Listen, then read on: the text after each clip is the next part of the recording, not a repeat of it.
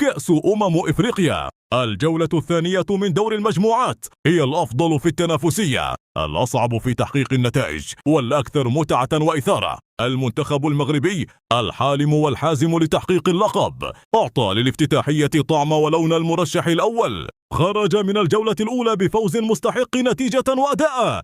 يواجه في الجولة القادمة المنتخب المالي أكثر تجربة وخبرة من منتخب جزر القمر. المنتخب المصري صاحب الألقاب السبعة لم يكن في مستوى سمعته وتاريخه. كواحد من عمالقة إفريقيا فاز على زيمبابوي بطعم التعادل، وكاد أن يخسر كل شيء لولا خبرة النجم محمد صلاح الذي سجل هدف الفوز في لحظة يأس قاتلة ليخرج فريقه من الحسابات المعقدة وليواجه في الجولة الثانية جنوب إفريقيا بمستوى أحسن وبأداء أفضل أمام منافس أكثر تجربة وخبرة من المنتخب الزيمبابوي. المنتخب التونسي أمام أوغندا قدم للجمهور مقابلة رائعة من البداية حتى اللحظة الأخيرة، وفاز على المنافس نتيجة وأداء ليلتقي في الجولة الثانية المنتخب النيجيري الأقوى والأكثر تجربة وخبرة من المنافس الأول وواحد من عمالقة الكرة الإفريقية. المنتخب الجزائري أمام نظيره السوداني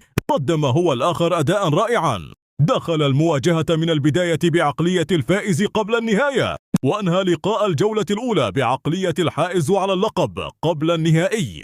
كان فيه اللاعب رياض محرز متألقا ومتفوقا دائما، وقد يكون أكثر وأقوى من ذلك في الجولة الثانية عندما يتعلق الأمر بمنافس قوي مثل بوركينا فاسو الأكثر تجربة وخبرة من المنتخب السوداني والمعروف عن المنتخب الجزائري. عندما يواجه الكبار يبدع يمتع ويخلع أكثر، يبدع في الأداء، يمتع الجمهور ويخلع المنافس.